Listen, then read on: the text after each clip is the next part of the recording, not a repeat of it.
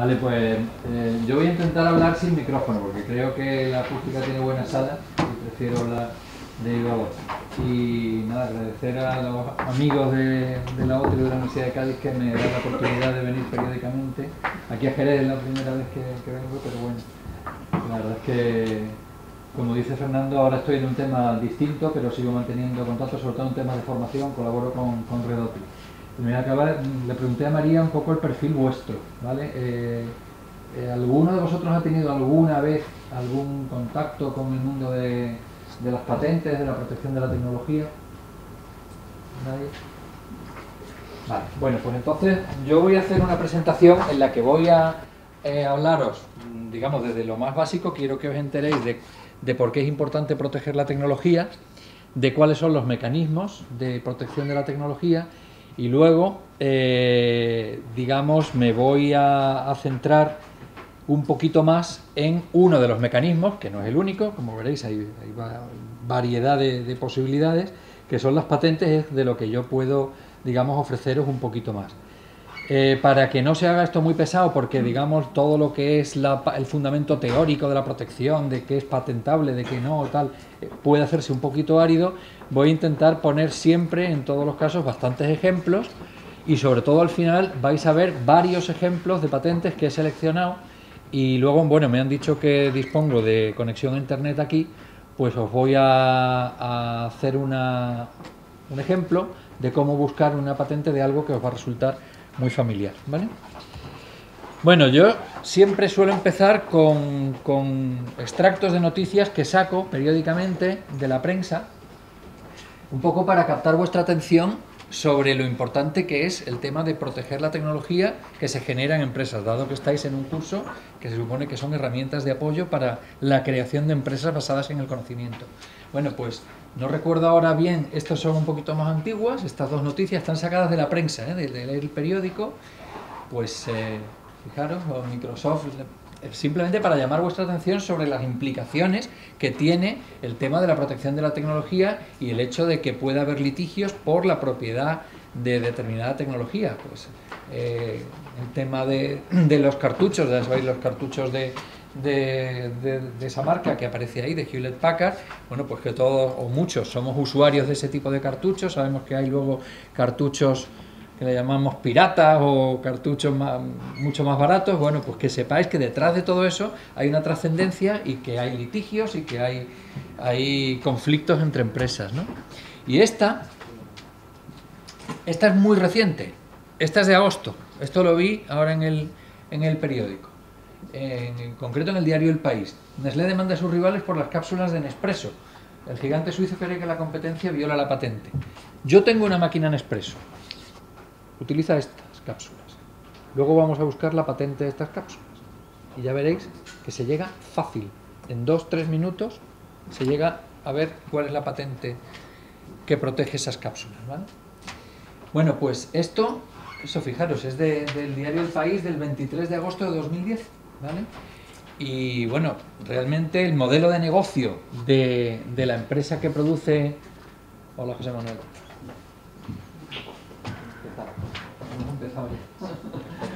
El modelo de negocio de la empresa de Nestlé que produce las cápsulas de Nespresso, pues no está realmente en las máquinas que hacen el café, está en las cápsulas que se introduce en la máquina y que son las que hace que el agua pase a presión y produzca el café.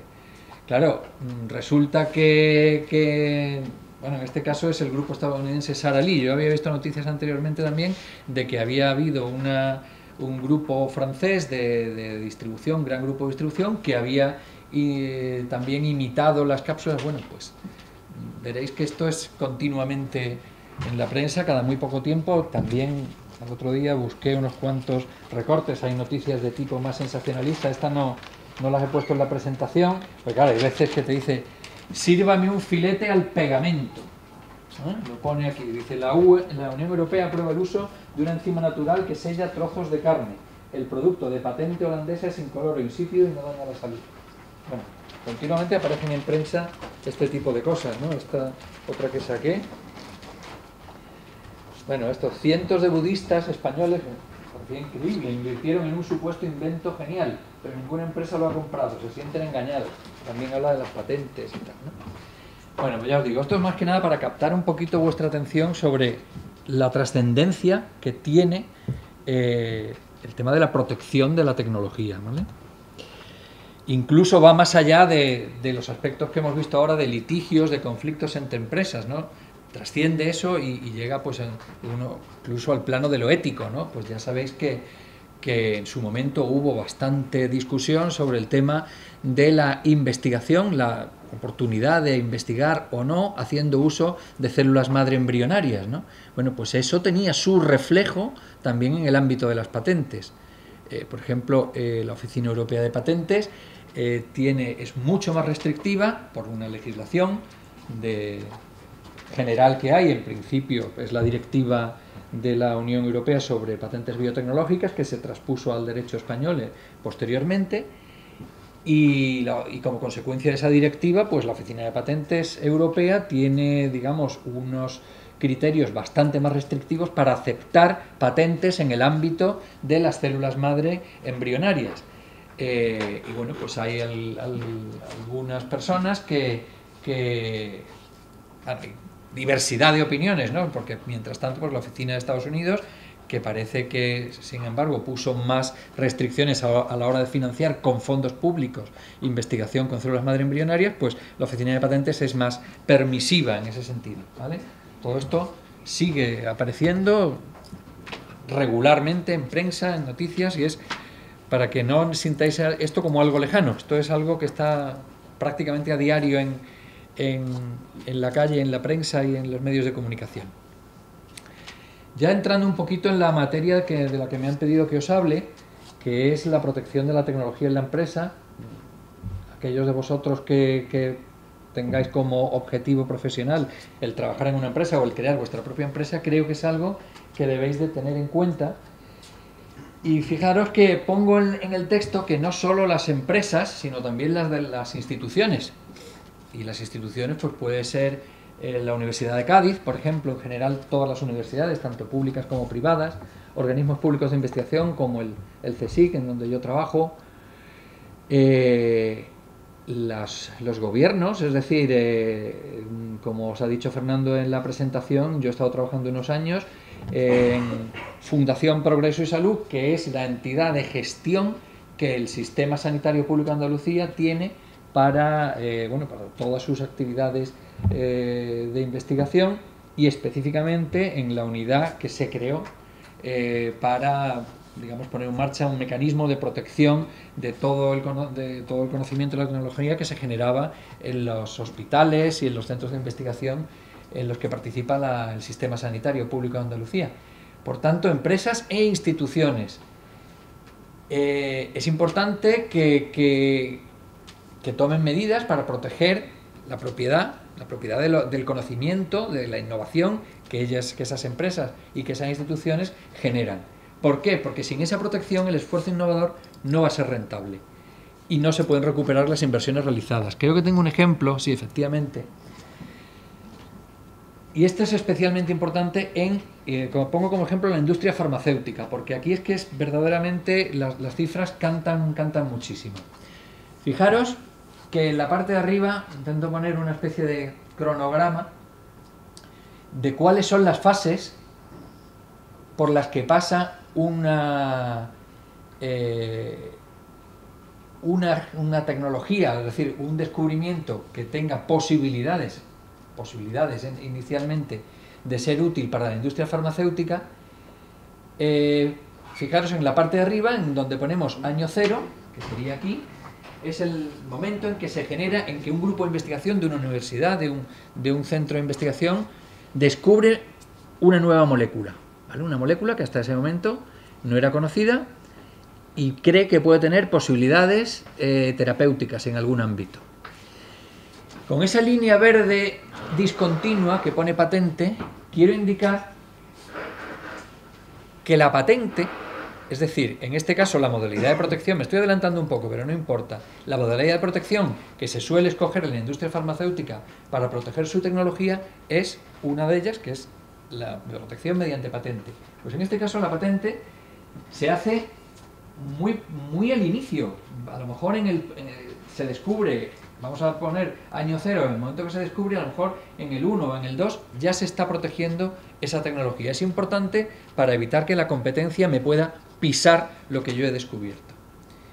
Fijaros que luego hay una fase preclínica y luego toda una fase de ensayos clínicos que están divididos a su vez en subfases, fase 1, fase 2, fase 3. Podría entrar en detalles de cuánto supone, varía el número de pacientes a los que se administra y digamos el objetivo que se persigue en cada caso. Creo que no hace falta entrar en esos detalles. Lo que sí quiero significar, y es lo importante para mí de esta gráfica, es que veáis que en el caso de la industria farmacéutica, hasta llegar al mercado, podemos estar hablando como media de un periodo desde que se descubre comprendido entre 10 y 15 años. Por tanto, de 13, 14 años. Todo eso, y ahora pasamos a la parte de abajo, teniendo en cuenta que es una estimación, pero más o menos de cada 10.000 o entre 8.000 y 10.000 nuevas moléculas sintetizadas, solo hay una que llega al mercado. ¿De acuerdo? Porque las demás, bueno, pues no son tan prometedoras como podían parecer inicialmente, y luego en ensayos clínicos pues van cayendo muchas porque los efectos secundarios son malos, o sea, son nocivos y no se puede poner en el mercado. Todo eso con una inversión que se estima en todo el proceso que estamos hablando aquí de 800 a 900 millones de euros. Si alguien piensa que una empresa va a arriesgar una cantidad tan elevadísima de dinero para poner en el mercado un producto, que luego su intención es recuperar lógicamente esa inversión, sin tener un mecanismo de protección de la tecnología, está muy equivocado. Es decir, las empresas, sobre todo en este caso estoy poniendo un ejemplo de industria farmacéutica, pero es para poner de manifiesto, para poneros que veáis claramente el por qué existen sistemas, mecanismos de protección de la tecnología. Y en este caso creo que es especialmente importante por las particularidades que tiene el mercado de la industria farmacéutica. Fijaros que es que realmente una patente, y me estoy anticipando un poco a lo que vamos a ver posteriormente, tiene una vida de 20 años desde el momento en que se solicita, que es cuando la línea que aparece aquí, fin de patente. Fijaros que en ese caso es que la empresa que ha hecho toda esta inversión solo va a tener un tramo, un intervalo de aproximadamente unos 7, 6 años para recuperar toda esa inversión, que es cuando lanza la molécula al mercado, y si es buena, pues bueno, realmente estamos hablando de que recupera la inversión y les genera muchísimo beneficio. Pero una de cada 10.000, es decir, que eso también hay que tenerlo en cuenta. Y ya también un poco, aunque se sale del propósito con el que yo ponía esta diapositiva, pero para que no se os quede nada sin saber de lo que hay aquí, he puesto esta segunda línea que pone CCP, que es Certificado Complementario de Protección. Esto es una modalidad de protección muy específica para productos farmacéuticos y bueno, hay también para productos fitosanitarios, pero nos estamos fijando ahora en los productos farmacéuticos porque precisamente en atención a este problema del corto espacio de tiempo que había para poder amortizar la inversión, se desarrolló una nueva, se llama Certificado Complementario de Protección. Lo que hace es extender la duración de la protección que confiere la patente durante un máximo de hasta 5 años más, bueno, pues a eso, a fin de estimular a las empresas y que tengan un cierto periodo adicional de protección. Eso no existe en otros ámbitos, pues por ejemplo en el de la química, en el de la física, en el de la electrotecnia, en el de la biotecnología, ¿vale? Es muy específico para los productos farmacéuticos. Bien, digamos, justificado el hecho de que las empresas y, como digo, las instituciones tienen que poner en marcha un mecanismo o tienen que tener en cuenta que en algún momento van a tener que poner en marcha un mecanismo de protección de su propia tecnología y del conocimiento que generan, digamos, ¿qué pasos tendrían que dar esas empresas e instituciones? Primero, establecer un mecanismo de identificación sistemática de la innovación y del conocimiento que necesita protegerse. Tú tienes que saber, en una empresa que tenga departamentos, qué está haciendo tu departamento de investigación y desarrollo, para, muy en estrecho contacto con ellos, saber esto vale la pena proteger, si vale la pena proteger, qué mecanismo voy a utilizar, en fin, identificar lo que se está generando. Seleccionar, como segundo paso, seleccionar los mecanismos de protección más adecuados en cada caso, que pueden ser mecanismos legales, mecanismos de control interno, mecanismos estratégicos. Y luego no solo poner en marcha un mecanismo de identificación y de protección, sino también el poner en marcha un mecanismo de gestión operativa del sistema de protección. Veréis que, bueno, nos sirve de mucho el empezar a redactar y a solicitar patentes si no se tiene una vigilancia y una gestión dinámica de esa cartera de conocimiento que se va generando. Como vais a ir viendo a medida que vayamos avanzando en la presentación, las patentes, pues bueno, solicitar patentes y otros mecanismos legales de protección tiene un coste y es necesario optimizar. Entonces, bueno, pues hay que estar muy atento de si algo que pensamos en un principio que tenía posibilidades de llegar al mercado y lo hemos protegido, si luego no es así, tenemos que rectificar, tenemos que abandonar, es decir, gestionar la cartera de conocimiento y de propiedad industrial que vamos generando. Ya entramos en un poco, y yo casi me voy a hacer un par de referencias a los mecanismos de control interno y estratégicos, que básicamente los voy a agrupar en lo que llamamos secreto industrial, pero poquito más el objetivo de la presentación es que conozcáis los mecanismos legales de protección que hay de la tecnología. Y son los que llamamos derechos de propiedad intelectual e industrial y que comprenden varias modalidades jurídicas. Ahora entramos en las modalidades jurídicas. Quiero hacer un inciso, no lo he puesto en transparencia, pero creo que es importante que lo sepáis, que nosotros en España utilizamos los términos propiedad intelectual y propiedad industrial. De hecho, existe una ley de propiedad intelectual, todos habréis oído hablar, por la polémica que hay, sobre todo con el tema de las descargas gratuitas y tal. No hay una ley de propiedad industrial como tal, sí existe una ley de patentes y modelos de utilidad, y luego hay otras modalidades de protección más concretas que protegen ámbitos muy específicos de la tecnología. También les vamos a dar un repaso. Lo que sí quiero que sepáis es que este término de derechos de propiedad intelectual e industrial que utilizamos en español, en inglés se agrupa todo con un acrónimo que además cada vez lo estamos utilizando más, que es IPR, Intellectual Property Rights. Y lo que sí quiero que sepáis es que Intellectual Property en inglés no es exactamente lo que nosotros en español agrupamos o protege la llamada ley de propiedad intelectual, sino que en inglés Intellectual Property son patents, las patentes, y lo que aquí llamamos los derechos de propiedad intelectual, que son los derechos de autor, etcétera. ¿De acuerdo? Que sepáis que hay esa pequeña diferencia terminológica en este caso entre el español y el inglés. ¿Y cuáles son esas modalidades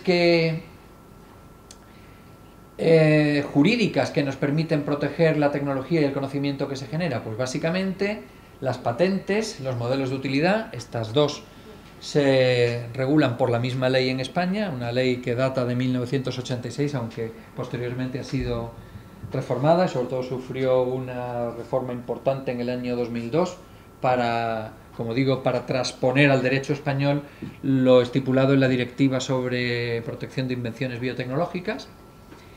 Los diseños industriales, que también englobamos en lo que llamamos propiedad industrial, que tiene su propia ley. Las marcas y signos distintivos, creo que os han dado una clase de marcas, ¿no?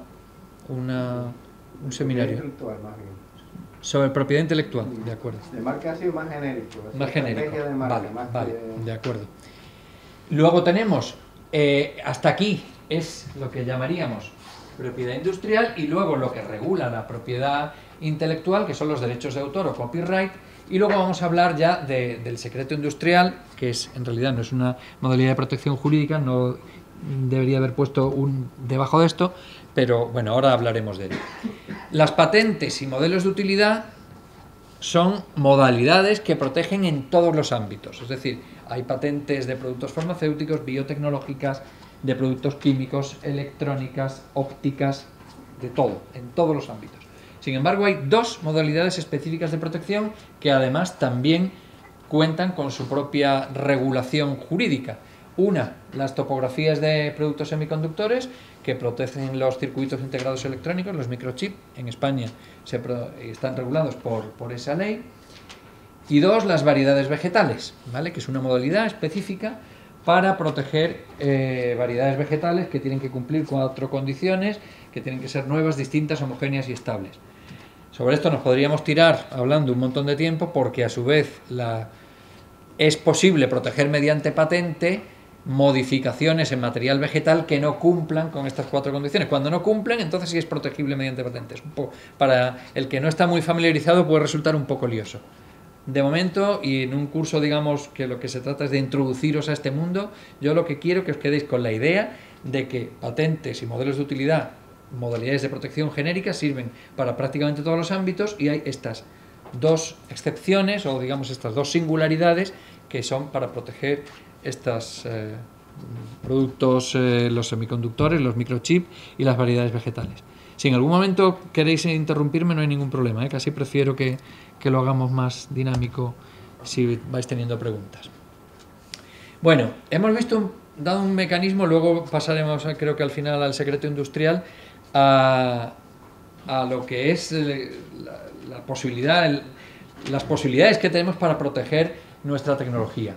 Algo que siempre causa o genera polémica, sobre todo en algunos ámbitos como el universitario, es el tema de la titularidad y autoría de las innovaciones. Por eso también lo he incluido, digamos, como quiero daros una pincelada, que además de vosotros habrá gente de derecho, me imagino, ¿no? Pues, a lo mejor algunas cosas de estas os suenan.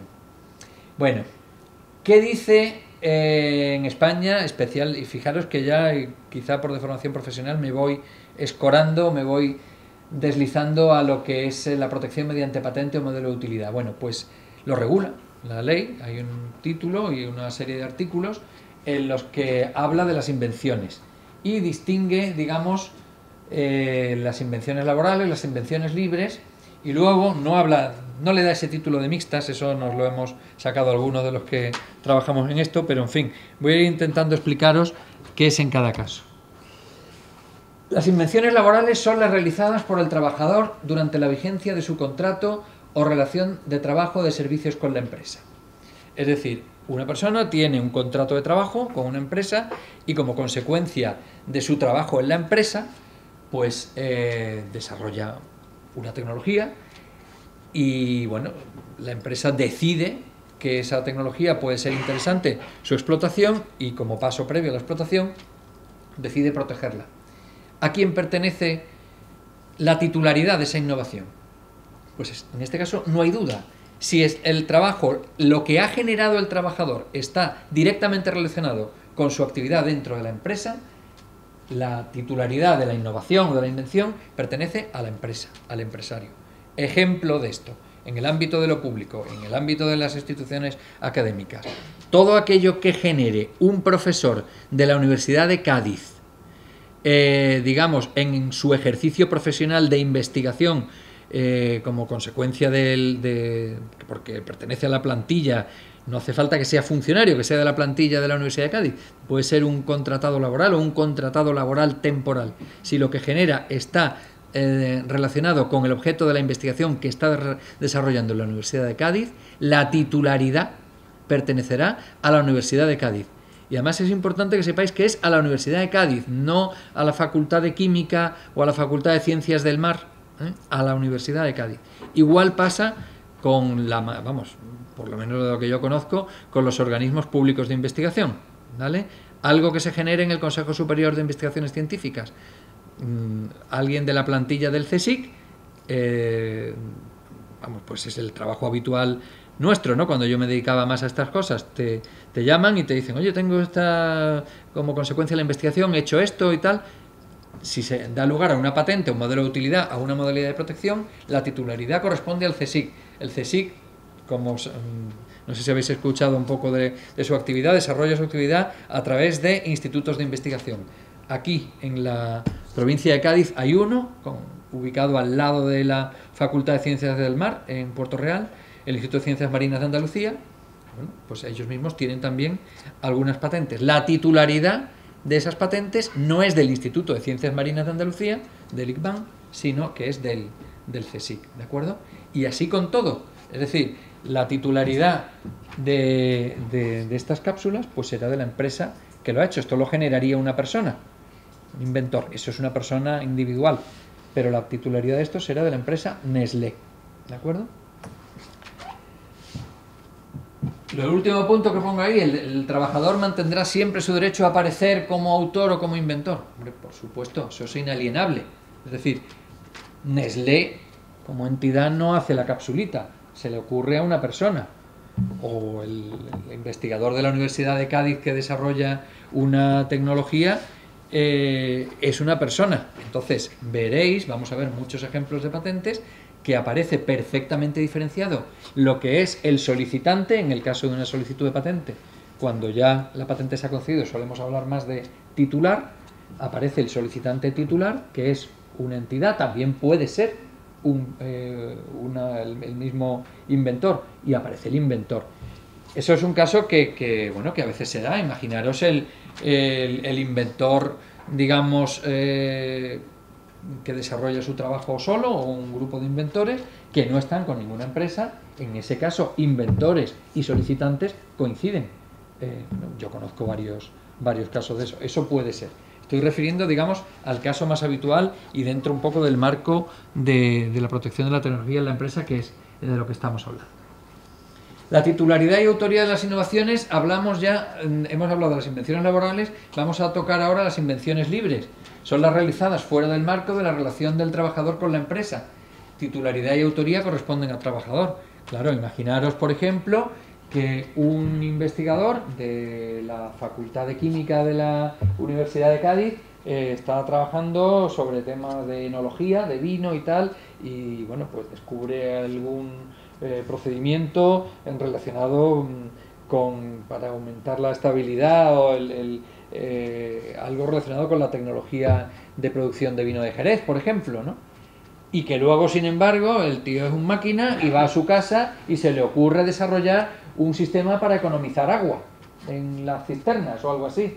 Bueno, no tiene nada que ver. En ese caso, esa patente, esa posible tecnología del economizador de agua para colocar algo en la cisterna o en grifos o cosas así y que se gaste menos agua, no está nada relacionado con el trabajo suyo en la Universidad de Cádiz, que es sobre el vino de Jerez. Bueno, pues en ese caso estaríamos ante una invención libre, y ahí es lo que os he dicho anteriormente, la titularidad. Él sería solicitante, titular cuando se conceda la patente, y además inventor, ¿vale?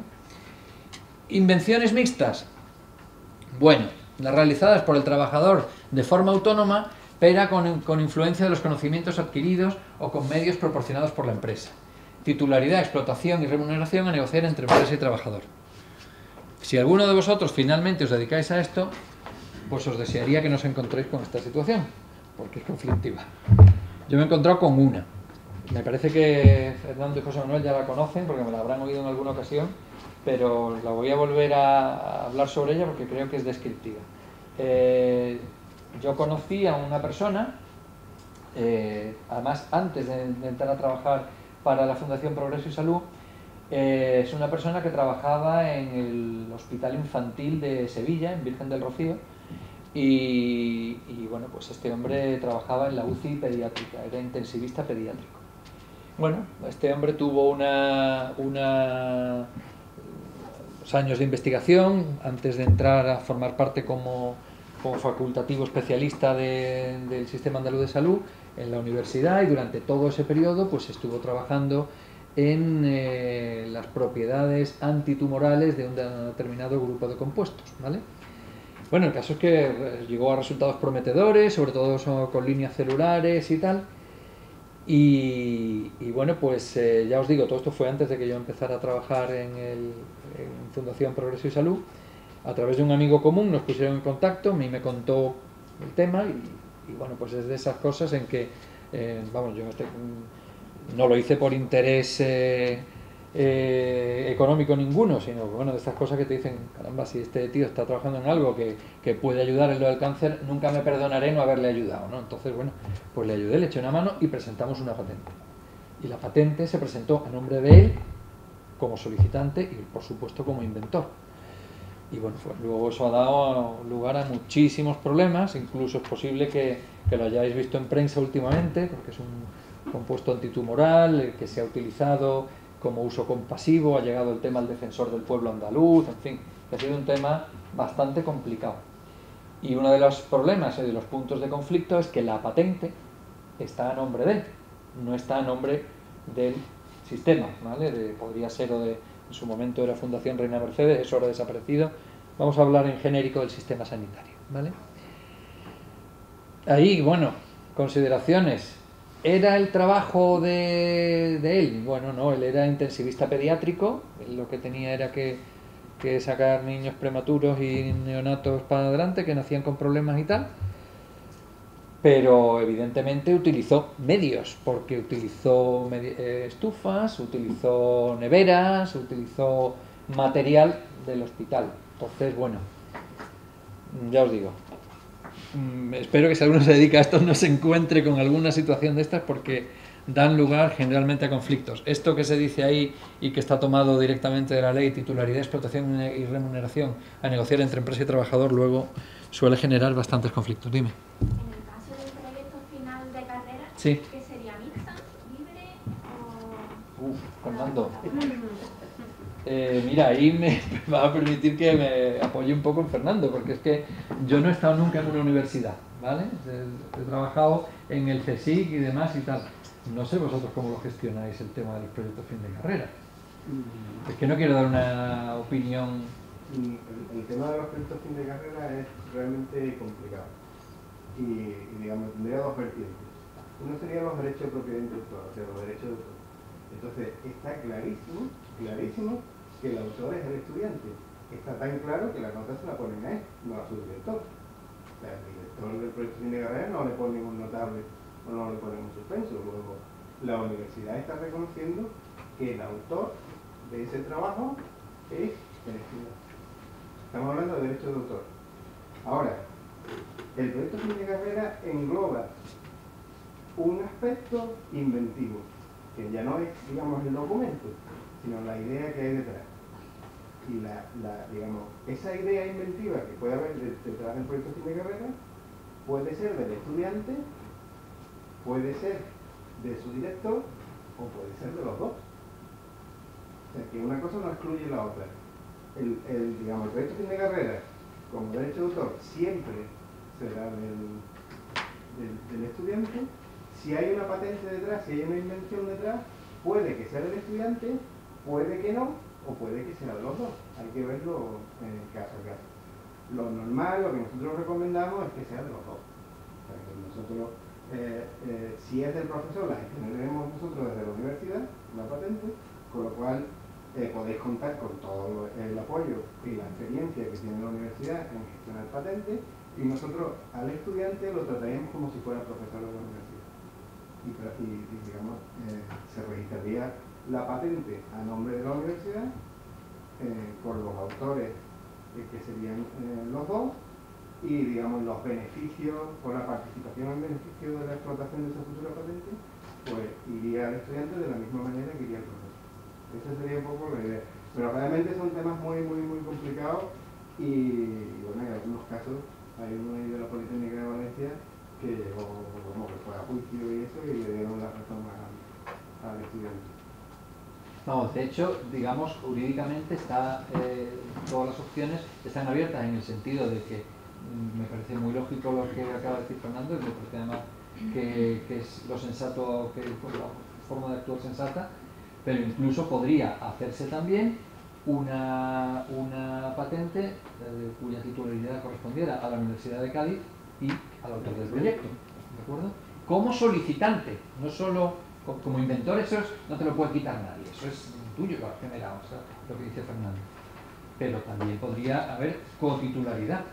Es un caso en el que sí, yo no he manejado ningún caso, sé que ha habido alguna situación y que bueno, lo que se ha hecho ha sido que el becario, que en ese caso por alguna razón muy especial ha figurado como titular, digamos, ha cedido los derechos al CSIC a cambio de que toda la gestión y todos los pagos, imaginaros que bueno, una patente española no es muy cara, luego daré algunos datos, pero una patente internacional, sobre todo si se entra en países como Japón, de habla no inglesa y tal y eso, los costes se suben una barbaridad. Bueno, si la patente tiene tal trascendencia que se llega a ese nivel de extensión de la protección, entonces, bueno, el hecho de que la universidad le cubra los...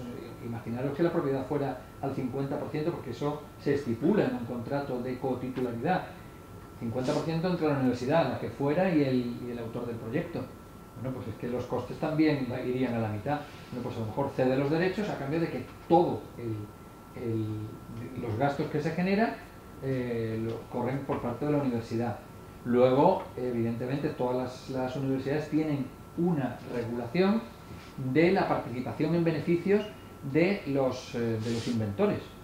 De hecho, la Universidad de Cádiz yo creo que es la más generosa que hay en toda España con respecto a la participación de sus investigadores en los beneficios que genera una patente. Si no me equivoco, es el 90%. Yo no conozco ninguna otra que dé esa cantidad. Es la más generosa.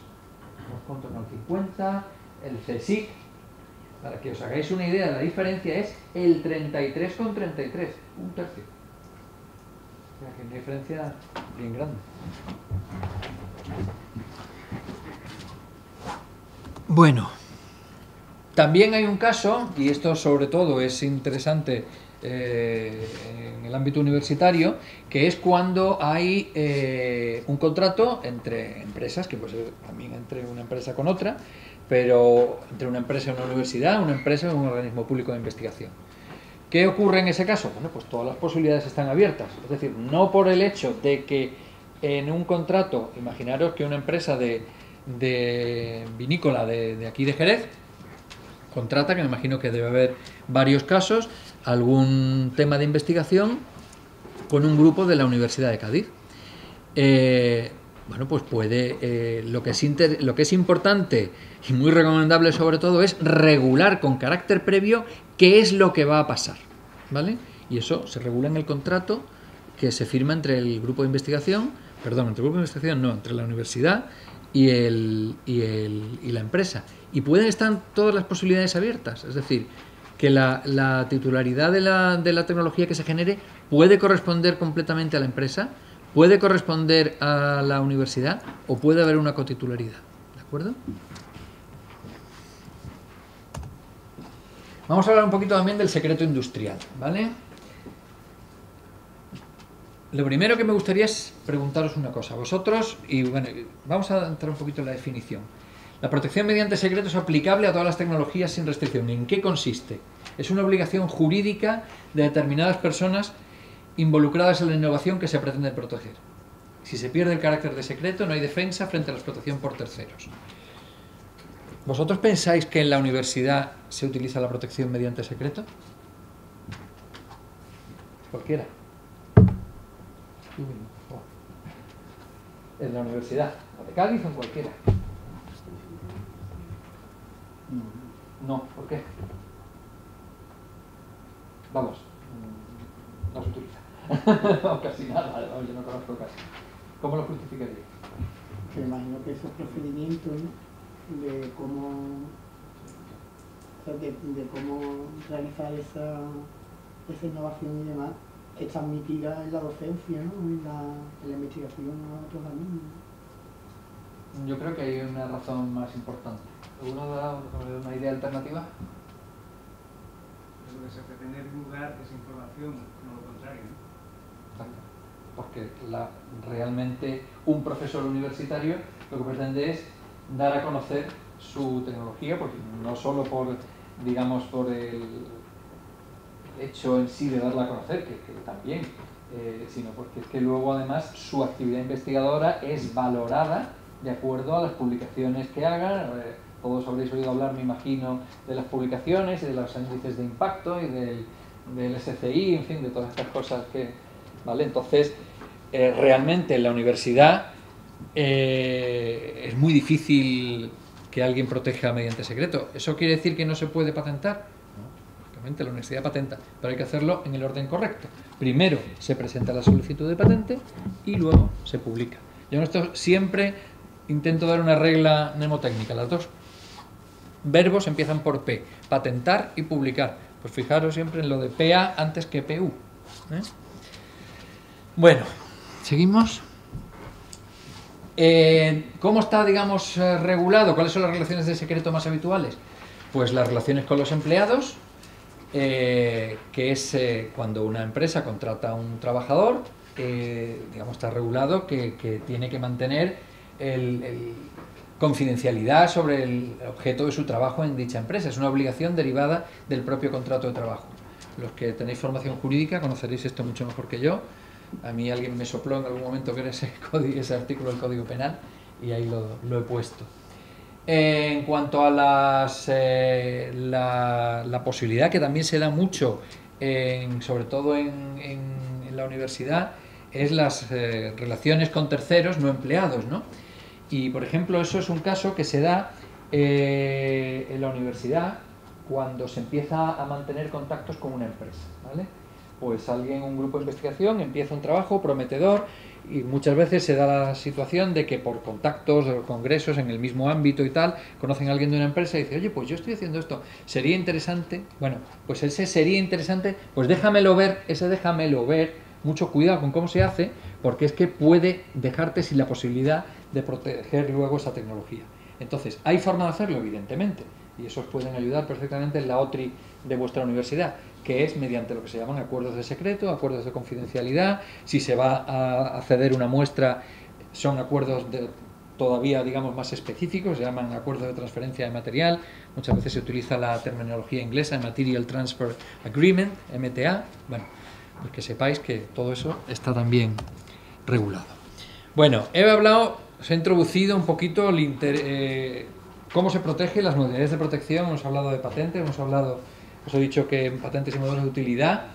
Si os han hablado un poquito de propiedad intelectual y de marcas, yo no voy a entrar mucho más en eso. Hemos tocado la patente, hemos tocado la relación de secreto, la protección mediante secreto, y ahora os voy a hablar un poquito de lo que son patentes, porque hemos hablado de ellas y incluso os he contado alguna anécdota y demás, pero no hemos definido exactamente lo que son. Entonces esos son los conceptos por los que vamos a pasar. Luego os voy a poner algún ejemplo y luego, pues finalmente, si disponemos de la conexión a internet, pues haremos la búsqueda esa también para que veáis las posibilidades y la cantidad de información que hay disponible. Bueno, pues una patente básicamente es un monopolio que otorga un Estado restringido en el ámbito territorial y la duración para la explotación comercial de una invención. Ya os dije antes que se aplican a todos los ámbitos. Puede ser un producto, un dispositivo, un aparato, un instrumento, una herramienta, pero también puede ser un procedimiento, la aplicación de un producto. Importante, que otorga un Estado. Las patentes las otorgan los Estados, por tanto existen patentes españolas, no patentes andaluzas, extremeñas, murcianas. Las patentes, además es una competencia no transferida, se tramita todo ante un único organismo que depende del... Ahora ya no sé, Ministerio de Industria, ¿no? Pues no cambiaba innovación eso, cambió en su momento. No, es industria, Oficina Española de Patentes y Marcas. Y por tanto, la protección que se confiere mediante una solicitud española es el ámbito territorial del Estado español, ¿vale? Luego veremos que si inicialmente es española, pero queremos extender internacionalmente, hay posibilidades, se puede hacer. Y la duración, esto es también muy importante. ¿Cuál es la duración estándar? 20 años desde la fecha inicial de solicitud. Existen casos, como vimos en el ámbito de la industria farmacéutica, de extender eso, pero no le hagáis mucho caso. Quedaros con la fecha de 20 años, ¿vale? ¿Qué confiere el derecho de patentes? Esto, como es una cosa así muy jurídica, perdonad que salga muy mazacote la transparencia, pero he preferido ponerlo tal como está tal como está en la ley, en concreto en el artículo 50 de la Ley de Patentes, pues es el derecho que confiere es el derecho de impedir a cualquier tercero que no cuente con su consentimiento, con el consentimiento del titular de la patente, a fabricar, la fabricación, el ofrecimiento, la introducción en el comercio, la utilización de un producto objeto de la patente o la importación o posesión del mismo para alguno de los fines mencionados, ¿vale? En el caso de que sea, se ha dicho que se pueden proteger dispositivos, aparatos, instrumentos, herramientas, etcétera. Pero imaginaros que sea un procedimiento. En ese caso, ¿cuál es el efecto de la patente? Pues impedir la utilización del procedimiento objeto de la patente o el ofrecimiento de dicha utilización cuando el tercero sabe o las circunstancias hacen evidente que la utilización del procedimiento está prohibida sin el consentimiento del titular de la patente. ¿Todo eso dice por toda la vida? No, los 20 años. ¿Vale? Es decir, si al cabo de los 20 años, yo lo que quiero que os quedéis con la idea es que las patentes son, digamos, un compromiso entre la sociedad y los inventores.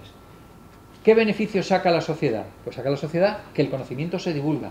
Esto es algo que mucha gente, yo creo que ya cada vez menos, piensa que las patentes es algo secreto que no se puede ver. En absoluto. Las patentes son lo más accesible del mundo. Ahora vamos a ver que están disponibles cientos, millones de documentos de patente con un solo clic de ordenador, ¿vale? Entonces, ese compromiso es que el inventor divulga, hace público lo que ha generado, su invención, a cambio de tener durante un cierto tiempo, esos 20 años, el monopolio de utilización de eso. Durante esos 20 años que dura el monopolio, cualquiera que quiera hacer uso de lo que ha inventado tiene que llegar a un acuerdo con el titular de la patente. Acuerdo, por ejemplo, es lo que hacen normalmente las universidades, organismos públicos de investigación. No, es el caso general, no explotan por sí mismos, explotan a través de terceros. Es decir, a un grupo de investigación de la Universidad de Cádiz desarrolla una investigación magnífica y da lugar a una patente, la patente se aprueba y es válida, y entonces lo primero que busca, que intenta, y es una de las funciones de las oficinas de transferencia de las OTRIs, es buscar una empresa que esté interesada en la explotación de la patente, porque la universidad por sí misma no se va a poner a explotar el objeto de la patente, ¿de acuerdo? Entonces, esto, y bueno, y el punto C, el ofrecimiento, esto está relacionado también con las patentes de procedimiento, porque es, fijaros, la utilización del procedimiento en el punto B, y en el punto C pone el ofrecimiento, la introducción en el comercio o la utilización del producto directamente obtenido por el procedimiento objeto de la patente, ¿vale? Esto es tal como lo dice en la Ley de Patentes española. Yo perdón, aquí. No me conozco todas las leyes de patentes de los otros países, sobre todo los países de nuestro entorno, de la Unión Europea, pero imagino que tendrán cláusulas muy similares a esas, sobre todo porque la tienen en otros aspectos como este que estamos ya viendo, que es el de patentabilidad. ¿Y qué es protegible mediante patente? ¿Qué podemos proteger? Bueno, pues esto es lo que dice la ley, ya os digo que es del 86, el reglamento de ejecución también es del año 86 y tuvo una modificación muy importante en abril de 2002 para acoger, digamos, transponer la directiva sobre invenciones biotecnológicas. Bueno, pues lo que dice es que son protegibles en España como patentes las invenciones nuevas que impliquen una actividad inventiva y sean susceptibles de aplicación industrial, aun cuando tengan por objeto un producto que esté compuesto, que contenga materia biológica o un procedimiento mediante el cual se produzca, transforme o utilice materia biológica. Esto es lo que dice la ley. Bueno, hace una serie de referencias o de puntualizaciones respecto a lo que es materia biológica. Me parece que en la misma jornada de hoy tenéis en la mesa redonda con una empresa generada de la Universidad de Cádiz, ¿no?, que trabaja a partir de extractos, ¿no? Bien, bueno, pues en este caso, digamos, por intentar, porque miré el programa y intenté buscar un poquito la semejanza. Digamos que no sé extractos de qué hacen ellos. Bien, entonces, es verdad, sí, porque entre algo eso. Digamos, no va a poder proteger un producto que se haya conocido, pero sí podrá proteger un procedimiento para preparar ese producto, para, digamos, la separación o el aislamiento en condiciones óptimas de ese producto y no digamos si tiene detrás además etapas de purificación, etcétera. ¿De acuerdo? ¿Vale? O sea que se aplican a todos los ámbitos posibles. ¿Qué dice la ley? Fijaros que muchas veces es una ley la ley de patentes que habla más de lo que no se puede proteger que de todo lo demás. Es decir, que realmente dice, no, todo lo que sea nuevo tenga actividad inventiva y aplicación industrial. Y sin embargo, pues dice que no se consideran invenciones los descubrimientos, teorías científicas y métodos matemáticos, las obras literarias, científicas, artísticas o cualquier otra creación estética, las planes, reglas y métodos para el ejercicio de actividades intelectuales, la forma de presentar informaciones. Bueno, todo esto en general es muy matizable. Lo que os voy a poner algunos ejemplos para que os quede claro. Un descubrimiento, lo que no se puede proteger es que alguien pues obtenga una teoría matemática, ¿vale? Que alguien desarrolle un nuevo o descubra cómo funciona la fusión fría, es decir, pues para obtener energía nuclear en vez de por fisión de uranio, pues por unión, un poco emulando la reacción del Sol, ¿no? Con una liberación de enorme cantidad de energía que resolvería prácticamente todos los problemas de abastecimiento energético del mundo. Bueno, el problema que eso tiene, como sabéis, que necesita ahora mismo para efectuarse temperaturas altísimas y condiciones de presión y temperatura extremas, que es lo que se está construyendo en Cadarache, en Francia, el centro experimental del ITER, ¿no? El International Thermonuclear Experimental Reactor. Si esa reacción se consiguiera hacer a temperatura ambiente o a temperaturas no tan extremas como las que se manejan en esas instalaciones, bueno, pues sería la repanocha, sería tremendo, ¿no? Sería resolver el problema energético. Bueno, la teoría que hubiera detrás de eso, no podemos darle el formato de patente, que veréis que es una cosa muy, muy simple, pero tiene su formato de cómo se presenta, y que nos considere una patente. No, la teoría no. Ahora, toda la tecnología que llevará aparejada del reactor, las diversas partes del reactor, los mecanismos automáticos de control, los moderadores, todo lo que llevara aparejado eso, por supuesto, sería objeto de patente. ¿De acuerdo? O sea que esto habla un poco de genérico. Si alguien descubriera pues un material con una dureza singular, mayor que todo lo conocido hasta ahora, pues no podría proteger el material en sí, pero luego todos los instrumentos que se desarrollaran utilizando ese material y que por tanto pudieran servir para trabajos de corte, de abrasión, de lo que sea y tal, eso sí sería protegible mediante patente. Lo mismo es referido a las obras literarias, científicas, artísticas, toda la creación estética. Es que en realidad es el objeto de la ley de propiedad intelectual, por eso, digamos, aparece esta exclusión. Pero el tercer punto, los planes, reglas y métodos para el ejercicio de actividades intelectuales, pues bueno, lo que no es protegible en España y en Europa, pues es un plan de negocio, las propias las directrices de examen de la oficina de patentes dicen que, por ejemplo, un método de enseñanza de un idioma, las reglas de un nuevo juego, nada de eso es protegible mediante una patente. Y los programas de ordenador. Aquí de esto, bueno, nos podríamos estar hablando pues una mañana entera de los programas de ordenador. La ley dice esto: en España los programas de ordenador no se pueden proteger mediante patente. Si alguno se va a dedicar, alguno de vosotros, o va a trabajar en una empresa en la que, digamos, lo que se genere sean aplicaciones informáticas y tal, y en algún momento surge la posibilidad de proteger esa aplicación informática, ese programa de ordenador, que no descarte la posibilidad de protegerlo mediante patente. Porque, digamos, aquí estamos en un proceso en que se está abriendo cada vez más la mano. En Estados Unidos, todas las aplicaciones, o prácticamente todo, es protegible mediante patente. Para que poneros un ejemplo, Google, el buscador, existe la patente norteamericana. No hay un equivalente a la patente europea porque aquí no se podía presentar, porque caía en esta singularidad, en esta excepción. Yo, sin embargo, creo que he sacado uno de los ejemplos en los que se protege un procedimiento que tiene que reunir las condiciones de patentabilidad, tiene que ser nuevo, inventivo, etcétera, pero cuya ejecución necesita de un programa de ordenador. Eso se presentó ante la Oficina Española de Patentes y está tal cual. Pone programa de ordenador para la ejecución del procedimiento tal. Por tanto, os lo pongo porque aquí estoy poniendo la ley, digamos, en sentido literal, pero ojo con descartar ya de entrada cualquier protección, sea la protección mediante patente de una actividad que genere una aplicación informática. Y las formas de presentar informaciones. Por ejemplo, esta presentación yo no la puedo dar poner un formato de patente y presentarla. Eso no es posible. ¿Qué dice más la ley sobre lo que no es protegible? Pues de nuevo, los métodos de diagnóstico, tratamiento quirúrgico o terapéutico aplicados al cuerpo humano o animal. Y dice que esta disposición no será aplicable a los productos, especialmente a las sustancias o composiciones, ni a las invenciones de aparatos o instrumentos para la puesta en práctica de tales métodos.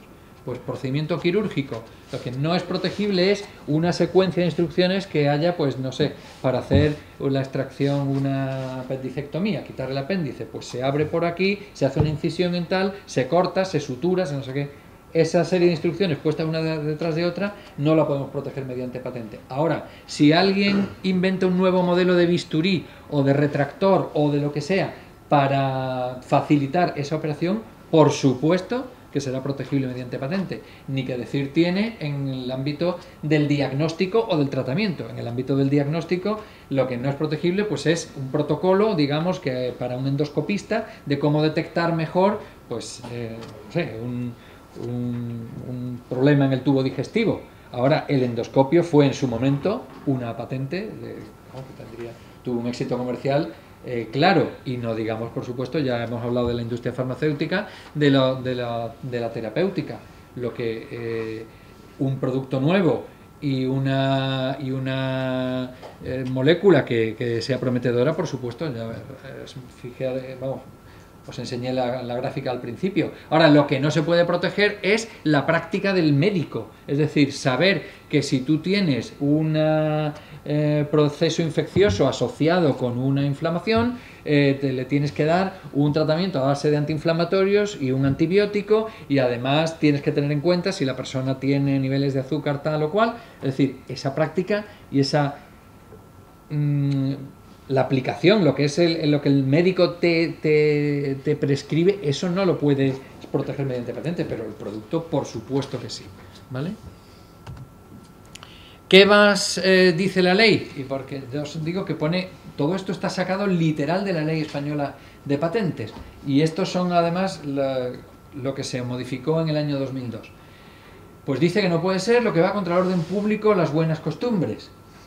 Lo dice así, ¿eh? No es que contra el orden público, las buenas costumbres. Y hasta el año 2002 no decía nada más. Entonces, bueno, lo que se ponía como ejemplo, yo utilizaba entonces como ejemplo, es decir, no se puede proteger, por ejemplo, la carta bomba. Bueno, pues para un terrorista será un procedimiento fantástico de matar gente, pero no puedes proteger la carta bomba, ¿vale? Pero luego ya, a partir del 2002, sí particularizaron. Dijeron los procedimientos de clonación de seres humanos, los procedimientos de modificación de la identidad genética germinal del ser humano, las utilizaciones de embriones humanos con fines industriales o comerciales, los procedimientos de modificación de la identidad genética de los animales que supongan para estos sufrimientos sin utilidad médica o veterinaria sustancial para el hombre o el animal y los animales resultantes de tales procedimientos. Bueno, algunos podéis pensar, bueno, esto es que no se da. Bueno, pues sí se da. En C, las utilizaciones de embriones humanos es lo que impide la protección de células madre embrionarias. Una célula madre embrionaria ya es un embrión. Entonces, actualmente la regulación española impide que se puedan proteger las células madre embrionarias en virtud de esto, la regulación española y la regulación europea. En Estados Unidos no es exactamente igual. Y lo último, los procedimientos de modificación genética. Bueno, pues sabéis que para probar de nuevos medicamentos se modifican animales, sobre todo ratones, cobayas, genéticamente, de manera que sean más susceptibles, por ejemplo, de padecer cáncer. Y entonces, bueno, pues eso se puede patentar. De hecho, eso fue una de las primeras patentes llamadas biotecnológicas, fue lo que le llamaban el oncorratón, un ratón que lo habían modificado genéticamente y que era para ensayar antitumorales. Lo desarrolló la Universidad de Harvard, eso generó muchísima polémica y demás. Al principio no lo aprobaron y acabó aprobándose. Bueno, pues esto, como consecuencia, en esto la tecnología suele ir por delante de la ley, y en esto pues a raíz de eso se dijo que se podrían proteger ese tipo de tecnología si había una utilidad médica o veterinaria sustancial para el hombre o el animal. Se supone que en este caso hay utilidad pues para que se pueden probar nuevos medicamentos contra el cáncer, ¿vale? Bueno, esto lo pongo yo siempre un poco para relajar. Esto es la patente, una patente que pusieron, vamos, una solicitud que presentaron para ver la sensibilidad de la oficina, en este caso era de la Oficina Alemana de Patentes, a esto de lo que va contra las buenas costumbres. Esto era un procedimiento para pasear animales de compañía ensartados. Bueno, esto era una barbaridad. Y entonces, bueno, pues se lo presentaron y efectivamente dijeron que no, porque esto no, que podía ser un invento muy práctico, pero que no digo nada más. Bueno, pasado el inciso, ¿qué sigue diciendo la ley sobre lo que es patentable o no? Pues las variedades vegetales y las razas animales, y sí dice que serán sin embargo patentables las invenciones que tengan por objeto vegetales o animales si la viabilidad técnica de la invención no se limita a una variedad vegetal o una raza animal determinada. Esto os lo comenté muy al principio de la presentación, cuando os hablé de la modalidad específica de protección de variedades vegetales, y esto es algo que además, por ejemplo, yo he hecho bastante uso. Hay un grupo de investigación, hay varios, pero sobre todo uno muy activo en el CSIC, que trabaja sobre girasol y lo ha modificado genéticamente para variarle la composición química del aceite de girasol.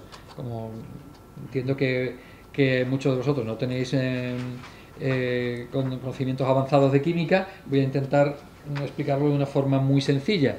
En función de la composición química del aceite, de unos compuestos que se llaman los ácidos grasos, digamos, la grasa, el aceite que se obtiene a partir del girasol puede tener, y lo que se fabrique con ese aceite de girasol, por ejemplo, productos tipo margarina, puede tener un punto de fusión más alto o más bajo, ¿de acuerdo? ¿Por qué interesa tener un punto de fusión más alto? Pues precisamente para fabricar margarina, ¿vale? Porque si no, hay que hacer un procedimiento que es una hidrogenación, que da lugar a unos compuestos que no son muy recomendables desde el punto de vista nutricional. Por tanto, interesa modificar la composición química del aceite de girasol. Si se hace modificando la planta de girasol de manera que la planta directamente te da esa composición modificada como tú quieres del aceite de girasol, no estás obteniendo una variedad en el sentido de lo que protege la modalidad específica de variedades vegetales, porque luego muchas otras características de homogeneidad eran distintas. Había diferencias en cuanto al rendimiento, había diferencias en cuanto a la morfología de la planta, había diferencias en cuanto a la tolerancia a diversos estrés. Lo único que se había modificado era una característica, la composición química de la grasa, del aceite que daba esa semilla. Entonces se pudo proteger mediante patente, una patente de mucho éxito, licenciada y que está generando bastantes beneficios. Y los procedimientos, la última excepción, los procedimientos esencialmente biológicos de obtención de vegetales o de animales. Y bueno, pues esto era un poco para proteger, digamos, la práctica habitual del agricultor de cruce-selección, ¿de acuerdo? Se supone que el agricultor que, como procedimiento habitual que ha hecho históricamente, decir, bueno, pues mira qué sana está saliendo esta planta, lo voy a cruzar con esta que además tiene otra característica que me gusta mucho más, pues ese procedimiento está excluido de patente. Esto era para proteger en cierta medida esa práctica habitual del agricultor. Me diréis, bueno, ¿y qué es lo que hacían ese grupo que has mencionado del girasol? Ahí había una práctica previa, que era una mutagénesis. Esta gente, las semillas, el grupo de investigación del que os estoy hablando, las semillas las sometían o a una radiación o a un tratamiento con productos químicos, que lo que hacían era provocar una mutación, y luego de esas mutaciones ellos elegían los individuos que tenían las características que querían, y esos eran los que seguían cultivando, ¿de acuerdo? Esa es la diferencia. La práctica habitual del agricultor es lo que hay, lo cruzo, selecciono y demás. En investigación tú haces una acción positiva, haces una mutagénesis, ¿vale? ¿Qué más? El cuerpo humano tampoco puede ser objeto de patente. Diréis, bueno, ¿cómo va a ser el cuerpo humano? Es que el cuerpo humano, o una parte del cuerpo humano, es un gen. Esto es a lo que está, digamos, dedicado, o a lo que va enfocado esta disposición de la ley. Pero también tiene, de nuevo, hay que matizar, y es que si vosotros, vamos a ver, el ejemplo que creo que ilustraría esto es cuando hace 10 años, en el 2000, se hizo el anuncio de que se había descifrado el genoma humano. El genoma como tal, todas las secuencias de nucleótidos, el chorro de A, G, T, etcétera, de los nucleótidos, eso no se puede proteger mediante una patente. Ahora, si nosotros identificamos que una determinada secuencia de un gen muy concreto está relacionada con que se codifica una proteína y esa proteína a su vez está implicada en un proceso determinado, pues por ejemplo de tener más susceptibilidad a padecer un determinado tipo de cáncer, una determinada enfermedad o lo que sea, si identificamos la secuencia del gen con la función que tiene, entonces sí podremos solicitar una patente. De hecho, hay varias patentes dirigidas a secuencias de genes. Entonces, es lo que dice la última frase: la aplicación industrial de una secuencia total o parcial de un gen deberá figurar explícitamente en la solicitud de patente. Tú puedes proteger una secuencia y decir que esa secuencia está relacionada con tal cosa. De hecho, bueno, pues hay una patente muy conocida que son las del gen BRCA, breast cancer, del cáncer de mama, que se ha identificado claramente que están relacionadas con la susceptibilidad de esa persona que tiene esa mutación a padecer cáncer de mama, ¿vale? Y eso está protegido. Bueno, esto es un ejemplo que he sacado de este tipo de cosas para, vamos, es una relacionada con células madre. Y bueno, pues para que os fijéis a lo que puede dar lugar esto, en esta patente, sí, bueno, pues se intentaba proteger un método para aislar células madre animales, ¿vale? Que comprendía pues mantener la fuente de esas células daba una serie de pasos. ¿Qué ocurrió con esta patente? Que se concedió en Europa inicialmente y fijaros que esto es una parte de la solicitud de patente y decía un método de acuerdo a la reivindicación 1 en el que las células madre deseadas, y decía embryonic stem cells, células madre embrionarias. Y esto está en contradicción con lo que me has dicho de que no se pueden proteger las células madre embrionarias. Pues efectivamente hubo quien se dio cuenta y entonces se opusieron a la concesión de esta patente. Se opusieron 13 o 14 entidades, entre ellos gobiernos, propiamente dicho, Greenpeace, en fin, se opuso un montón de gente. ¿Y qué decían? Alegaban que esta patente, digamos, se oponía al artículo 53 de la Convención de la Patente Europea, porque os he estado extractando artículos de la Ley Española de Patentes. Pero básicamente todos esos artículos tienen su equivalente en el Convenio de la Patente Europea, que excluía de patentabilidad aquellas cosas que pudieran ser contrarias al orden público o moralidad, ¿vale? Toda esa expresión o buenas costumbres que venía en la ley. ¿Qué pasó? Por no dejaros un poco con la intriga, pues que al final limitaron la patente, le llamaban la patente de Edimburgo porque la presentó la Universidad de Edimburgo. ¿Y cómo la modificaron? Pues ya no cubría células madre embrionarias, pero sí células madre o animales que fueran distintas de las embrionarias. Sabéis que pueden existir células madre adultas que existen en la médula ósea y en otras partes, las células madre fetales, las de cordón umbilical, digamos, esas sí se podrían usar, pero no las células madre embrionarias. Recurrieron los de la Universidad de Edimburgo diciendo que ellos querían la patente completa y tal, y bueno, ya la decisión final fue en noviembre de 2007 con un rechazo al recurso de la patente de Edimburgo, ¿vale? Bueno, pues para que veáis que estas cosas no es una elucubración puramente teórica que luego da lugar a procesos muy largos y demás. Bueno, todo esto surgieron, este es un investigador del Consejo, del CSIC, y que bueno, pues que pensaba que estas cosas que debían de protegerse. Decía que en Estados Unidos ya hay patentes sobre células madre embrionarias, ¿no? Bueno, para que sepáis un poquito más sobre, nos quedan 5 o 10 minutos, un cuarto de hora, ¿no?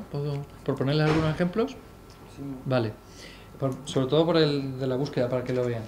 Hemos hablado de patentes españolas, existen patentes europeas, hemos dicho que estaban restringidas al ámbito nacional. Es posible extender la protección a otros países. Para eso hay mecanismos. La patente europea, que permite al inventor, con una única solicitud de patente depositada ante una oficina, proteger en todos los países miembros del convenio. Yo trabajé en la oficina que regula esto. ¿Y cuáles son los países actualmente? Pues son los 27 de la Unión Europea, más esos 8 que están ahí abajo. Y creo, ya ahora no sé, porque la última vez que actualicé esto fue hace unos meses y no sé si San Marino haya entrado, ¿eh? Es posible que haya entrado, están en negociación. Y la otra modalidad es lo que se llama PCT, ¿vale? Es una patente, un tratado internacional que hay, no están adheridos 147 países, entre ellos España y la mayor parte de los países desarrollados, y permite mediante una única solicitud inicialmente y hasta un determinado punto, ya el que quiera conocer más detalles, habláis con la gente de la OTRI que lo conoce esto perfectamente. Es bastante complicado de explicar todo el proceso, pero lo que quiero que os quedéis con la idea es que mediante una única solicitud de patente puedes proteger en todos esos países hasta un determinado punto de la tramitación. Tiene una ventaja y es que te permite manejar la solicitud durante unos 30 meses, 2 años y medio, en español, ¿vale? Normalmente las universidades protegen inicialmente ante la Oficina Española de Patentes, y con este procedimiento las patentes PCT pueden seguir manejando la solicitud en español sin necesidad de traducir, pues durante un máximo de 30 meses. Luego, ya dependiendo de los países que quieras, pues tienes que traducir. Si vas a la Oficina Europea de Patentes, puedes ir en 3 idiomas posibles, a tu elección: inglés, francés o alemán. Los españoles casi siempre se eligen el inglés. Y Estados Unidos en inglés, pero por ejemplo, si te vas a Japón, tienes que traducir a Japón, en China al chino. Eso es lo que yo os decía al principio, que encarecía mucho los costes, ¿vale? ¿Y cuáles son los requisitos de patentabilidad? Bueno, pues hemos visto que lo decía la ley: novedad, actividad inventiva y aplicación industrial. La aplicación industrial no suele presentar ningún problema. Se supone que el que hace algo y quiere proteger y se gasta dinero es porque va a aplicarlo, ¿no? Los dos criterios que se manejan fundamentalmente es el de novedad. Voy a entrar, esto es el caballo de batalla normalmente del examen.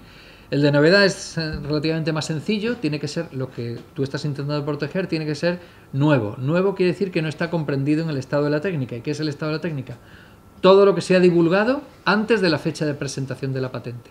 Y todo lo que se ha divulgado es todo. Incluye, por ejemplo, en el ámbito universitario, que se presente una tesis. Si se presenta una tesis doctoral y luego se puede presentar una patente, esa tesis puede quedar reflejada, bueno, de hecho ha tenido un periodo de exposición pública, y esa tesis puede quedar reflejada en una base de datos, TESEO me parece que se llama, y alguien puede encontrarla y alegarte en tu propia contra que has hecho la lectura y has hecho la exposición pública de una tesis antes de presentar tu patente. Por tanto, ¿cuál sería la recomendación si a alguien se le da la circunstancia? Pues presenta la patente y luego lee la tesis, no hay ningún problema. O bien hace firmar a todo el mundo que asista a la tesis un documento de confidencialidad, pero eso es bastante más peligroso. Eso es muy importante, porque no sé, ya ahora será un poquito menos, pero durante los primeros años de creación de las OTRIs y tal, era el caso más frecuente de denegación de patentes, era por publicaciones previas de los propios inventores, ¿vale? Y actividad inventiva, bueno, pues este es también, desde el punto de vista de un examinador, es el criterio más conflictivo, ¿no? Se supone, lo que dice la ley es que una invención se considerará que tiene actividad inventiva cuando no resulta evidente del estado de la técnica. Te lo dice así, no resulta evidente. Claro, la evidencia pues es algo bastante subjetivo, ¿no? Yo os voy a poner un par de ejemplos que creo que os pueden ayudar, uno en que sí habría actividad inventiva y otro en que no. Imaginaros que alguien coge conoce que hay máquinas picadoras de carne y máquinas que fabrican embutidos, que embuten carne que para fabricar embutidos. Y ahora dice, oye, pues yo voy a hacer una máquina entera para fabricar salchichas, que lo que hace es coger una picadora de carne, pica la carne, y una máquina que embute la carne en una tripa, en un envoltorio. Y entre medias lo que hago es poner una cinta transportadora que coge la carne picada y me la lleva a una tolva de descarga de la máquina para embutir. Dice, bueno, oiga, es que usted lo que ha hecho es una cosa que existe, otra cosa que existe, y lo ha unido y le ha puesto una máquina una cinta transportadora. Para mí, en este caso, no habría actividad inventiva, ¿vale? Y ahora el otro ejemplo en el que creo que puede ilustrar que sí hay actividad inventiva. Imaginaros a alguien que sabe que para quitar el miedo a volar de la gente, pues necesita tomarse un ansiolítico y un inductor del sueño, ¿vale? Que son dos medicamentos distintos. Y ahora pues lo que hace la gente normalmente, antes que la gente que tiene miedo a volar, pues se toma el ansiolítico y se toma el inductor del sueño, se queda groggy en el avión, ya se le pasa la angustia. Bueno, pues imaginaros que alguien dice, bueno, en vez de tomarse, que hay gente que le cuesta tragar y tal, lo pongo en una única pastilla. Pongo el principio activo del ansiolítico y el principio activo del inductor del sueño. Digo, oiga, pero usted lo que ha hecho no tiene actividad inventiva. Y dice, ah, sí, pero es que resulta que cuando he puesto el ansiolítico y el inductor del sueño, he visto que hay una sinergia sorprendente y resulta que tengo que poner menos cantidad del ansiolítico y menos cantidad del inductor del sueño. Y eso además me produce una ventaja, que es que me da menos hepatotóxico, menos dañino para el hígado o para el estómago o lo que sea. Bueno, pues en ese caso hay una ventaja inesperada, digamos, que viene de unir esos dos compuestos. Para mí sí habría actividad inventiva, ¿vale? De todas maneras, bueno, hablar de esto pues sería para gente que se va a dedicar al examen de patentes o a la redacción. Simplemente es para que tengáis un poquito en cuenta el criterio, ¿vale? La novedad ya hemos hablado de ella, la actividad inventiva y la aplicación industrial. Os voy a poner algunos ejemplos de patentes para que sepáis, vamos, para que tengáis algunos. Mirad, por ejemplo, este creo que os va a resultar muy curioso. A ver, aquí. Esto se cierra por aquí, ¿no? ¿Arriba? ¿Dónde? Marcado aquí, ¿no? Vale. Esta es una patente que procede de una patente europea. Es una salsa mayonesa y método para su preparación. El inventor es Martín Berasategui, que es un cocinero bastante conocido. Y bueno, pues para que os deis cuenta de lo que tiene de cómo se escribe una patente, tiene una página, bueno, esto en realidad es una patente ya concedida, pero bueno, aquí pone el título, aquí pone cuándo se pidió en España, el 24 de noviembre del 2000, y bueno, pues hay algunos datos más, eso de quién es el titular, quién es el inventor y demás. ¿Qué protege? Pues en este caso protege una mayonesa. A mí me llamó mucho la atención, porque yo pensaba que esto estaba todo, pero bueno, se la han concedido, es decir, yo no me he puesto a averiguar más. Hay una parte que es donde vemos exactamente lo que protegen. Fijaros, dice una mayonesa industrial sin aditivos, con sabor y textura como los de las mayonesas caseras y con estabilidad durante periodos prolongados de tiempo, caracterizada porque se envasa en envases que protegen de la luz del aire en tipo Tetra Brick. Y bueno, pues tiene del 40 al 80% de aceite de oliva virgen extra, luego de aceite de oliva que contiene virgen extra y aceite refinado, yema de huevo, vinagre de sidra, zumo de limón. Bueno, pues esto se lo han dado. El tío tiene una patente sobre esto, ¿vale? Otra. Por ejemplo, bueno, esta es de la Universidad de Cádiz, me he permitido traerla porque yo intervine en esta. Esta es de la Universidad de Cádiz con la fundación del Hospital Puerta del Mar, que además he visto que está concedida con examen previo y que ha ido muy bien, que no ha tenido ningún problema.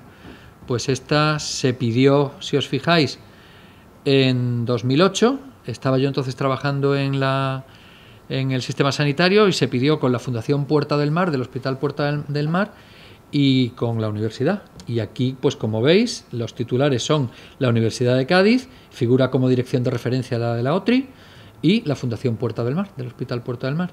Los inventores son estos investigadores, yo con el que más trabajé fue con Félix, y bueno, pues es un procedimiento IKIT para el diagnóstico de trastornos de la coagulación, ¿vale? Bueno, pues fijaros que aquí lo que se protege, la primera reivindicación es muy sencilla. No hubo que modificarla nada, ¿no, Fernando? Esta. Bueno, ¿en qué me alegro?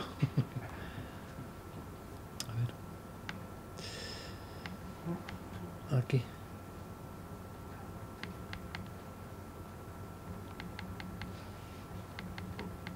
Fijaros que es procedimiento para el diagnóstico de trastornos de la coagulación, que incluye las siguientes etapas: obtener una muestra biológica del individuo a diagnosticar, y B, determinar en dicha muestra el contenido de un compuesto y compararlo con el contenido de dicho compuesto en muestras de control. Caracterizado porque cuando el trastorno es la enfermedad de los reservorios delta, que es una determinada enfermedad relacionada con la coagulación, el compuesto que se determina es polifosfato inorgánico, ¿vale? Y luego esto, bueno, pues no entro en temas de redacción porque ya me pasaría el tiempo y no, ¿vale? Pero esta es una patente concedida ya a la Universidad de Cádiz. Más, así curiosas, esta de Google, esta es la patente de Google, de Estados Unidos. Esta es solo de Estados Unidos. Method for Node Ranking in a Linked Database, ¿vale? De Lawrence Page, Larry Page. Otra. Pues esta, mira, esta es la que yo os decía, que lo de los programas de ordenador, esta es del CSIC. Y esta era un procedimiento para la detección cualitativa de aceites vegetales en aceite de oliva. Básicamente, detectaron que se estaba dando fraude en aceite de oliva, lo mezclaban con aceite de avellana y tenían que utilizar un método para... porque era difícil de reconocer, no reconocían que había aceite de avellana si no tenía pues más de un 15 o un 20%. Entonces querían un método que bajara el umbral, que se detectara mucho menos cantidad. Entonces pues desarrollaron todo un método. La patente es muy compleja desde el punto de vista de lo que se tiene que desarrollar, por tanto no me voy a entretener mucho en eso, pero sí que os voy a poner las reivindicaciones. Sí, bueno, ya os digo, es un procedimiento. La primera reivindicación es de un procedimiento. Lo que quiero que os fijéis es en la segunda reivindicación, ¿vale? Que pone procedimiento para la detección cualitativa de aceites vegetales en aceite de oliva, según la reivindicación 1, caracterizado porque el algoritmo de cálculo es ejecutado mediante un programa de ordenador. Es decir, y esto es una patente concedida, perdón, aquí, por la Oficina Española de Patentes y Marcas. De manera que veáis que aunque diga la ley que no se pueden proteger los programas de ordenador, en determinados casos, si el programa de ordenador lo que ejecuta es algo que reúne las condiciones de patentabilidad, sí lo es. Y para terminar, os voy a hacer... ¿Entro directamente o tiene internet directo? No, creo que si no, ahora. A ver. Mozilla, vale.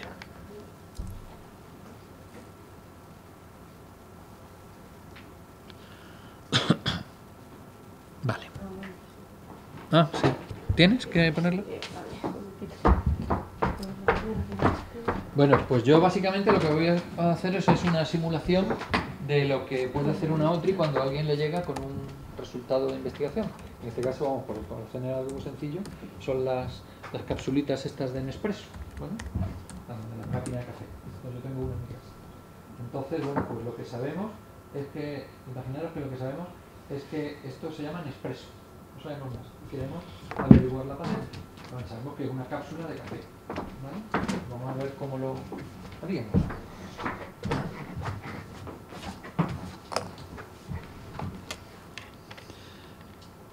Me voy a la Oficina Española de Patentes y Marcas. Me voy a su página y veréis. Entonces, lo único que sé es que es Nespresso. No sé ni la empresa que es. Pues me voy aquí, localizador de marcas. Búsqueda por denominación.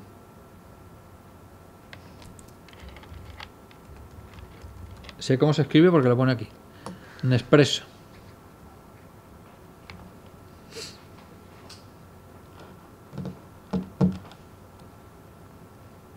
Vale. Más datos. Société de Productos Nestlé. Ya sé que es de Nestlé. Esto es lo que tienen protegido. Y lo tienen protegido en 3 clases. No es lo mismo proteger pues eso, un producto como puede ser distribución, aprovisionamiento, entrega de productos, servicio de restauración de bar, instalación de máquinas y aparatos para distribución de bebidas. Lo tienen en esas 3 clases, ¿no? Yo el ejemplo que pongo siempre en esto es Yamaha Motos y Yamaha Pianos. Pues Uno es motos y otro no tienen nada que ver. Ahí sí podrían coexistir esas dos marcas. Bueno, me vuelvo a la oficina principal y ahora ya me voy del localizador de marcas. Imaginaros que lo que quiero es saber si puedo hacer algo parecido, porque esto es muy sencillo. Yo lo he abierto, esto es lo que tiene el café ahí, muy sencillo. Ver si puedo preparar algo, fabricar algo como esto en España. Me voy, por ejemplo, bueno, vamos a hacerlo en la búsqueda avanzada. Y ahora fijaros que os pone palabras en búsqueda de un título y en título o en resumen. Bueno, yo sé que esto es una cápsula y que tiene café. Sí que tenéis que tener cierto cuidado con los operadores que utilizáis. Si ponéis cápsula y café, os busca la expresión cápsula café y os dirá que no hay, ¿vale? Es igual que si en solicitante, no sé si lo habéis hecho alguna vez, pones Universidad Cádiz. Te dice que no hay. Tienes que poner Universidad y Cádiz, ¿vale? Entonces pongo cápsula y café. Y como sé que es el solicitante, es Nestlé, pues lo pongo aquí.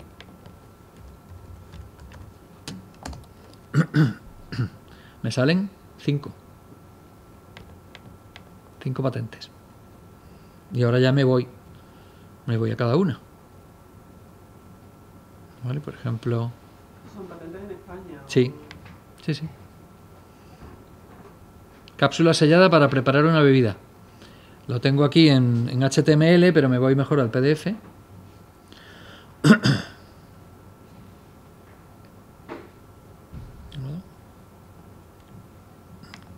Ahora.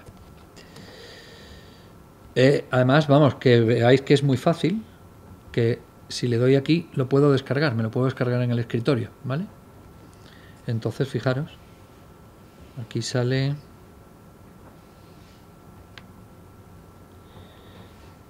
todo. A ver si... A ver.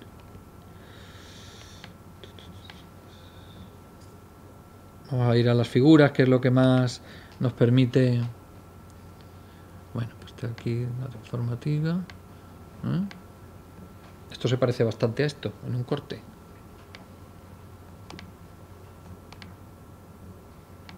Aquí, esta yo creo que es esta. ¿La tenéis?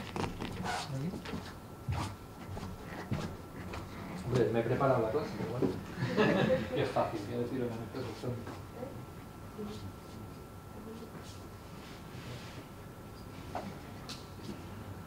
¿vale? Entonces... Ahora, pregunta para ver si os habéis enterado. ¿Esto ya me permite decir que no puedo fabricar en España? Hay una patente, ¿vale? Supongamos ya que es esta. Esto sería un poco más largo. ¿Me permite ya decir que no puedo fabricar en España? ¿O tendría que hacer alguna averiguación más? ¿Cómo? Bueno, evidentemente. Supongamos que es la patente, que parece que es. ¿Tendría que negociar con ella o el permiso? Sí, bueno, eso es evidente. Pero lo primero que tendría yo que hacer es ver si está vigente, ¿no? Porque puede ser que hayan hecho la patente y vale 20... es que no lo he dicho antes. Las patentes son válidas durante 20 años, pero hay que pagar unas anualidades para que sea... Entonces eso también se puede hacer. 2187454.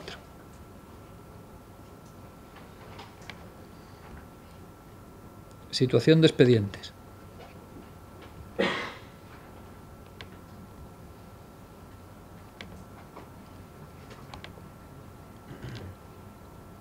Podéis mirar por marcas. Podríamos mirar la marca también, pero vamos a mirar la patente.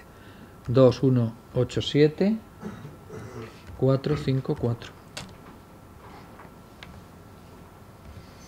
Bueno, cápsula sellada para preparar una bebida. Página siguiente. A ver, ha pagado la anualidad 4, la 5, la 6, la 7, la 8 y ha pagado la 11, del 8 de abril de 2010. Está al día de pagos, no hay nada que hacer, hay que negociar. Bueno. ¿Cuál es el coste de una patente? El coste. A ver, te explico. Una patente española, solicitarla cuesta... Ahora en España cuesta 70 y tantos euros de tasas y 70 si es electrónicamente, ¿vale? Eso a cualquier hijo de vecino, menos a las universidades públicas. Las universidades públicas pagan 0, ¿vale? Por ejemplo, la Universidad de Cádiz no paga por una solicitud de patente ante la Oficina Española de Patentes y Marcas. Solo en tasas. Solo en tasas. Si tú necesitas los servicios de un experto para que te redacte la patente, entonces le tienes que pagar los honorarios al experto. Mi impresión es que si no tienes ni idea y te pones en manos de un agente de la propiedad industrial, solicitar una patente en España no te va a salir por menos de 3.000 euros. ¿No, Fernando? Solicitar.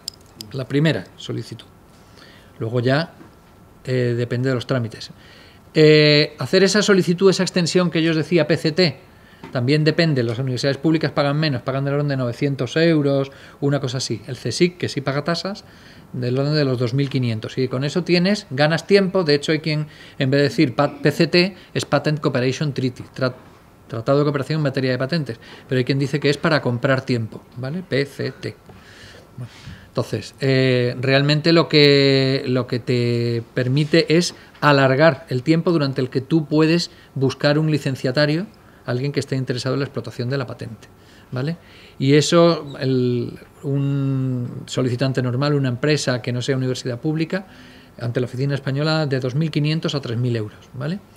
Y eso te da, digamos, de límite de plazo hasta los 30 meses. A los 2 años y medio ya tienes que decir, oye, yo ya quiero definitivamente en toda la oficina europea, en Estados Unidos y tal. Y entonces ya se disparan. Ya ahí, a los 30 meses, si entras en lo que se llama entrar en fases nacionales, ya tienes que pensar que te vas a gastar entre 15.000 euros, depende, de si traduces al japonés y al chino, se te dispara. Si es solo una traducción al inglés. Y luego ya el coste depende, hay tramitaciones muy fáciles, por ejemplo, esta que hemos visto de la Universidad de Cádiz, pues prácticamente no generaría nada, bueno, sí, porque era con Fundación Puerta del Mar, pero bueno, que fue una tramitación fácil. Hay 2 procedimientos de tramitación, es que no me quiero meter en eso, porque si no estaríamos aquí toda la mañana, ¿vale? Pero bueno, que digamos que una patente española es asequible, una patente europea ya es bastante más cara y una patente europea, japonesa, norteamericana, etcétera, ya sube bastante de precio. Lo que sí es verdad es que la Oficina Española de Patentes dispone de ayudas que te las dan a inversión hecha, es decir, tú pides una PCT como solicitante de una empresa y puedes decir que te devuelvan la tasa. Y bueno, hay veces que sí lo hacen. Pero son ayudas que tienes que solicitar. De momento pagas. Entonces sí que sería hacerlo lo más internacionalmente posible. Hombre, amplías tu mercado. Es decir, si tu tecnología vale la pena, un mercado solo español puede parecer pequeño, ¿no? O sea que... Sí, y entonces la podrás reproducir y comercializar fuera de España. Si imagínate que tú haces una cosa, que tienes una patente, lo que sea, y ahora alguien te lo dice, no, yo soy muy listo y lo fabrico en Portugal o en Francia, y luego lo fabricará en Portugal o en Francia, pero no lo puede vender aquí, porque la patente es también para la importación y para la introducción, ¿vale? Que no es solo la fabricación. Ahora en Francia o en Portugal lo podrá vender sin infringir nada. No, sí, vamos, las patentes que salen de las universidades, de los organismos públicos de investigación que son de interés, trascienden el ámbito nacional, claro. ¿Vale? Bueno, pues esto, como veis, es muy fácil, muy accesible, y en vuestra OTRI os pueden decir cómo se manejan estas bases de datos, que las conocen perfectamente, ¿vale? Y yo no sé, yo ya me he pasado bastante.